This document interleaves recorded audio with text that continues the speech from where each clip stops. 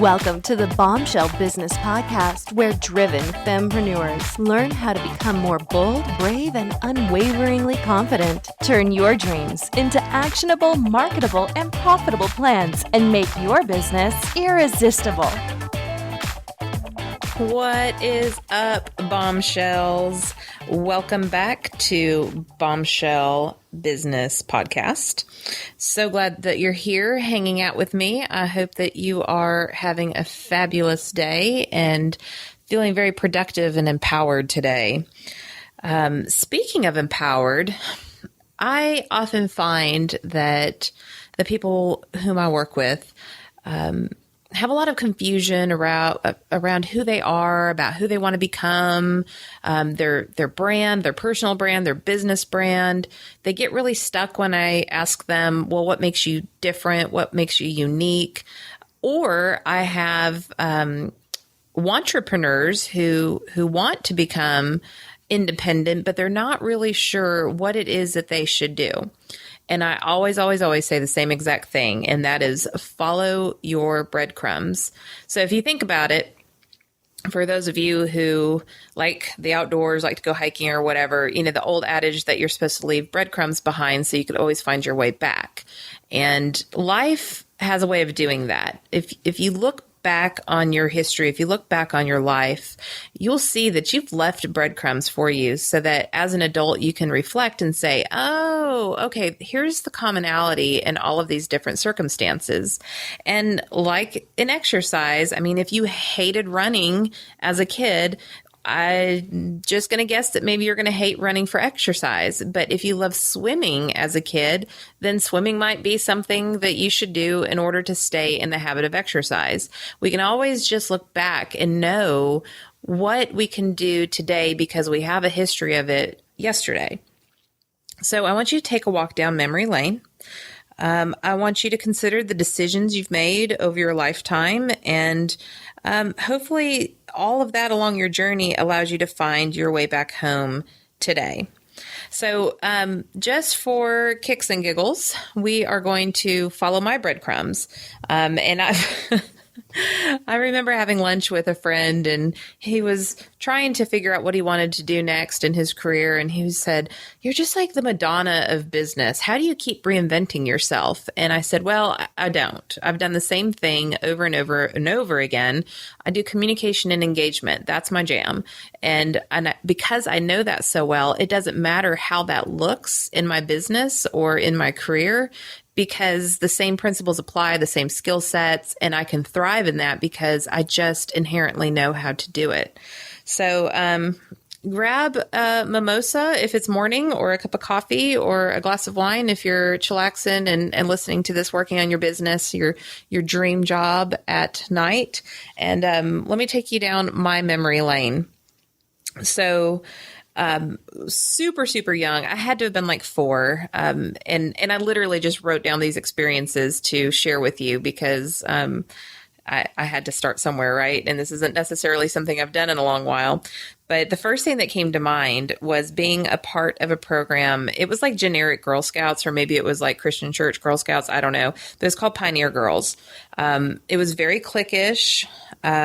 They did stupid things that I couldn't care less about. Like, I remember one night they did, they painted everybody's toenails and then hid everybody behind a shower curtain, and then we voted on whose toenails were the best. And while I'm all about a pedicure now, at 4 years old, I was a rough and tumble little girl and such a tomboy, and I really just wanted to be in the Boy Scouts anyways, so that was not my jam. And I think what I really disliked about it was not only were our meetings boring, they were not engaging, they weren't interesting to me, but it was cliquish. And so there was no feeling of belonging in there. And I'm a belonging kind of girl, so I don't have a hard time making friends. Just even early at that age, I was like, yeah, I don't want to be like you all. You're not my tribe.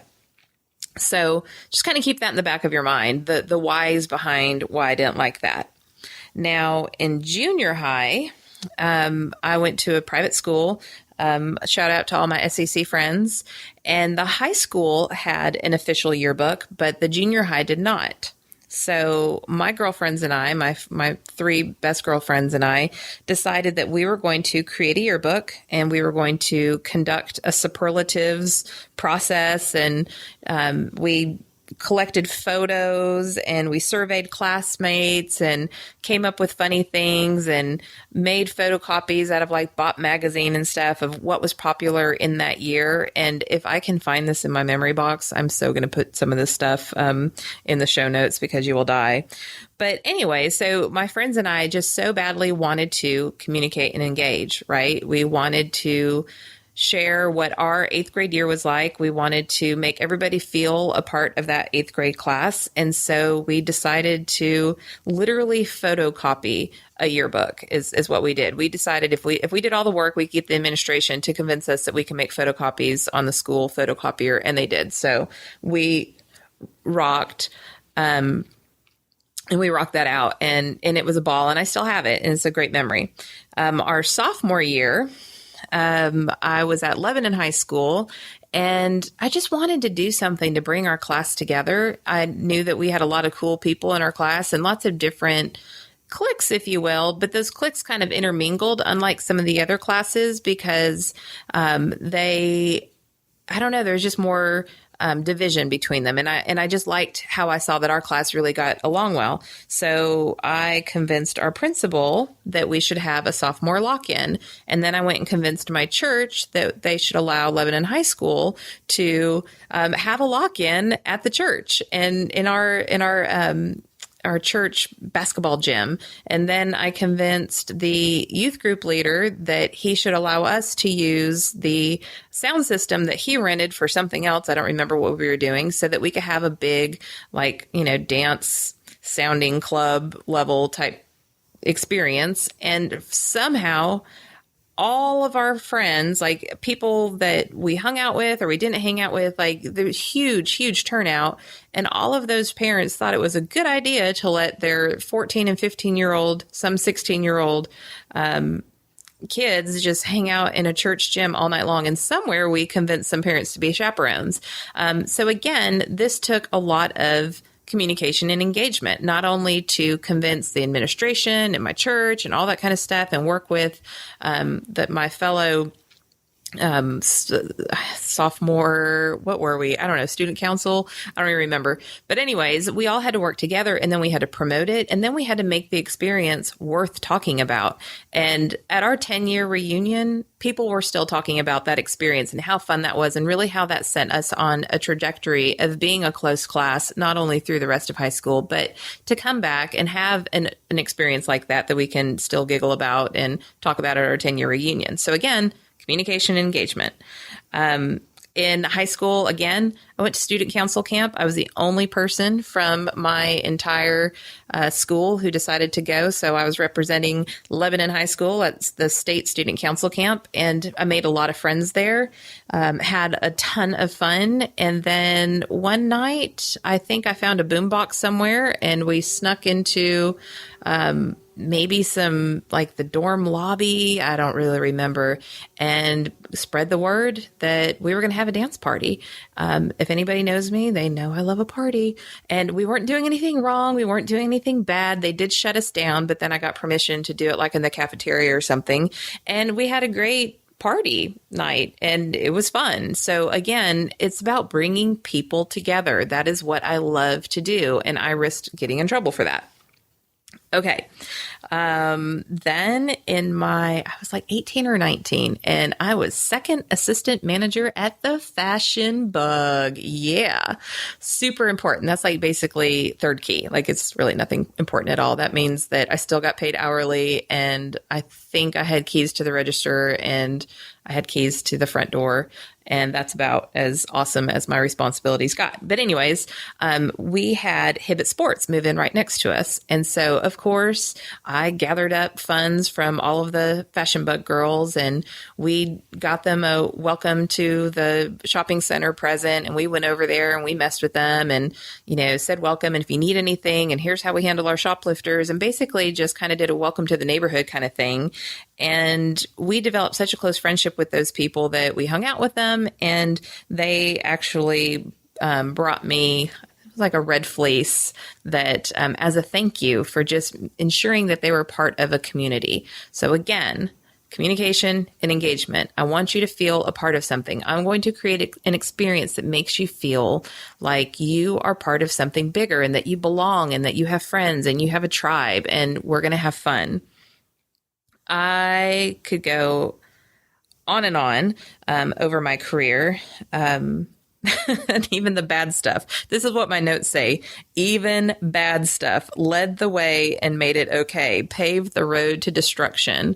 So even in my party girl days, there people who probably would not have had such a good time. Amber was doing it, so it was okay. And I just made it an experience. So it could be good, could be bad. But again, right or wrong, it was the same, leading people towards just having a good time and engagement and whatnot. Sports Village was one of my first jobs, and I was 21 years old. And I immediately found out that the way to do things was in group settings. So I was marketing director there. I did a lot of programming. I did a lot of things that would bring people in, because if they're working out with their friends, then they're going to come. And if they feel a part of something, then they're going to come, even though they're going to be sweating and miserable because they maybe are new to exercise or whatever. Eventually, I decided I needed to go back to college and get my public relations degree. So I actually learned how to do this for realies. I moved on to become a development officer for a local private university and immediately saw, okay, they've been around since forever, like way, way, way long ago. I mean, Cordell Hull was a graduate of the university, but then they went through some transition where they went down to a 2-year college. And so a lot of those people who are living and have the capacity to give back to that university don't think of that university as their alma mater, because they just went there for 2 years and then they went on to a 4-year college. So they're much more loyal to like an SEC school or something like that. So I immediately saw the opportunity to engage community members and give them a reason to care about the university. So I created the Women's Council for Leadership and Philanthropy, and I partnered female leaders in the community. And I'm talking like very notable women, not only in the exact area, but more regional. And I paired them with female students for a mentor-mentee relationship. Of course, we didn't just let them have at it. We gave them some protocols and some suggestions. And then we had quarterly events. So we had a huge event that brought in lots of women called Hats Off to Women. It was an annual big deal, kind of just a real recognizing the power of women and the power of women in business. And then we did smaller things like just little networking things or a Christmas party or whatever, but still bringing these powerful women and then these students who are aspiring to become powerful women together. And guess what? Those women decided that we needed to raise money for scholarships. So now we have all these influential women trying to raise funds for a university they didn't even go to. And I didn't do that because I was maniacal. I did that because that is just how I'm wired. So again, communication and engagement. I have to communicate with a particular audience in order to get them engaged with what it is that I'm trying to do. Planet Nashville. Oh my gosh, my celebrity event planning company. I mean, that was a total fluke. That's an episode in and of itself of how I went from just trying to create parties for local women who might want to have a little help to suddenly planning events for international celebrities. But again, the entire thing was because we could communicate the meaning of the event. Every event had a purpose, and we were able to engage the key stakeholders who were coming to that event. So it was never just about, oh, hey, let's throw a party. It was always intentional with an end result that we were aspiring for. And so then we would reverse engineer and how we were going to create that experience in order to get that net gain, that return on the event investment. I I feel like I should really just kind of go through these because maybe you're sitting there like, really? I'm so bored. But I'm hoping that in sharing my story that you will think back on your story. So a couple more examples. I worked for the Terry College of Business at the University of Georgia, and the young alumni were hungry. They wanted to be as involved in their alma mater as the older alum. And now this is a college at an SEC university, one of the top B schools, one of the top public B schools. And you're talking about some serious hard hitters. I mean, you have the Coca-Colas, the Chick-fil-A's, you have the Deloitte's, KPMG. I mean, lots of big hitters in the business world. And then you have these younger alumni that wanted to have a part to play. So I pulled together different groups of young alums, and they were so excited about basically doing my job, which was raising money. And they were so excited that they were successful in doing what they did that they sent me flowers to my house. I repeat, they were volunteers helping me to raise money, which was my job. And they sent me flowers. So that's kind of one of those wow moments where you sit back and you go, okay, what was it that spurred that response? And it goes back to communication and engagement. I always kept them in the loop. I gave them all the tools and resources that they need. I encouraged them. I thanked them, and I gave them something that was bigger than them that they can be a part of, that they were hungry for, like they wanted it. So I met their need with an opportunity and heard that. And so that's very, very powerful. And I'm telling you, you have to do that with your customers, whether that's your gift or not. You need to make sure of that.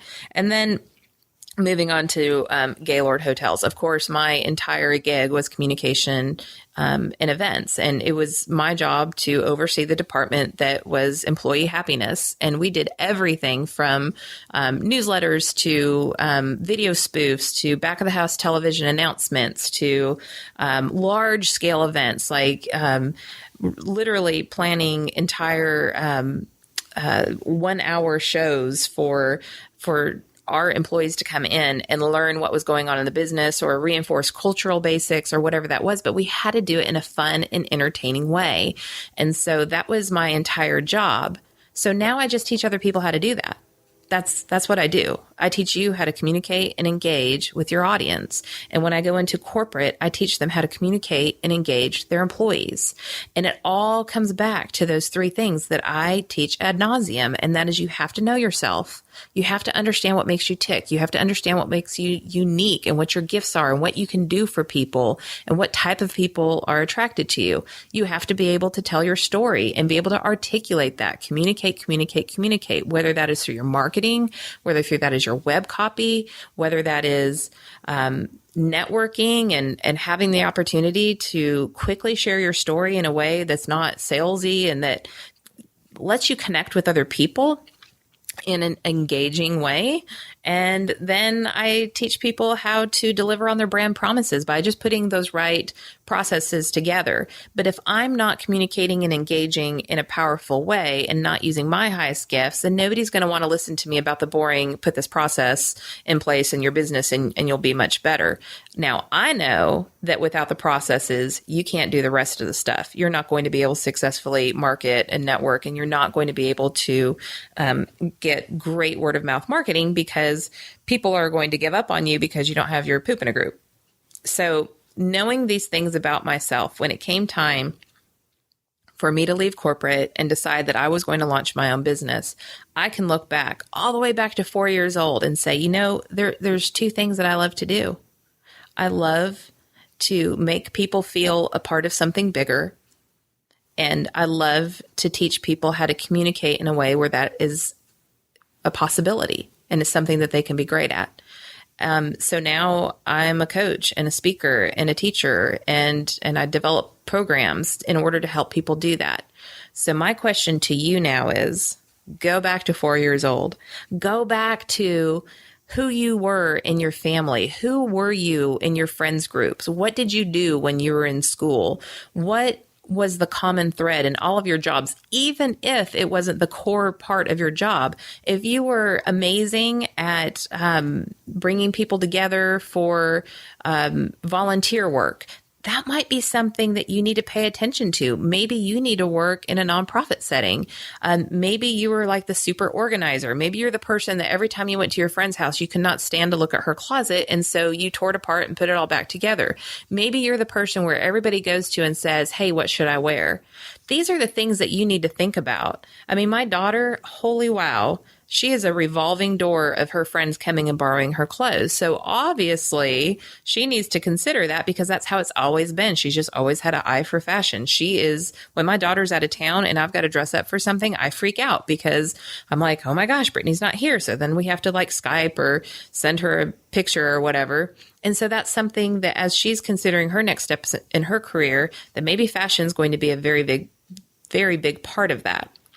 So I'm going to give you a worksheet. It'll be in this episode's show notes. So you definitely want to go to amberhurdle.com/episode 01. I think, yes, 01. And if that's not correct, because I'm not doing all of these in order, just go to amberhurdle.com and look for the Follow the Breadcrumbs podcast episode. Anyways, I'm going to give you a worksheet so that you can work through this and then find those commonalities, find the common threads that will help you decide, who are you? What is your highest value? Who do you want to become? What do you want to be known for? What can you do day in and day out and feel utter joy because you're operating in your greatest gift?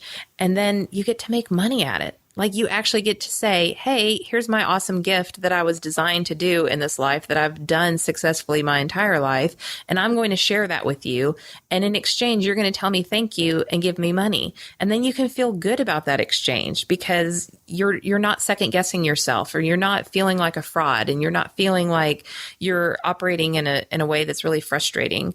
I can give example after example of the women that I coach, but because that is such a private relationship, I often have to find myself giving my own examples. I'm hoping that someone that I know who's really worked through this process recently, once she gets up and going in a new direction, I'm going to ask her to come on the podcast and share her story with you, because it's just powerful. It's powerful to finally have that aha moment where you realize, man, this is what I should be doing. So my challenge to you, bombshells, is follow those breadcrumbs. Let me know what you come up with. Let me know in the comments, shout out on social media. And I would be hugely, hugely grateful if you would subscribe to this podcast and give me a review and rate it. That just helps me become more visible. It helps me help more fempreneurs become bold, brave, and unwaveringly confident, which we know is the definition of a bombshell business owner. So share this. If you know another bombshell or someone who should be seeing themselves as a bombshell, send this to them. Let them listen to it. Let everybody who you think can just really next level their business become a part of the Bombshell tribe. And I will see you on the next episode. Thanks for listening. Thanks for listening to the Bombshell Business Podcast. Visit amberhurdle.com for more resources and be sure to tune in again. Cheers to you, Bombshell.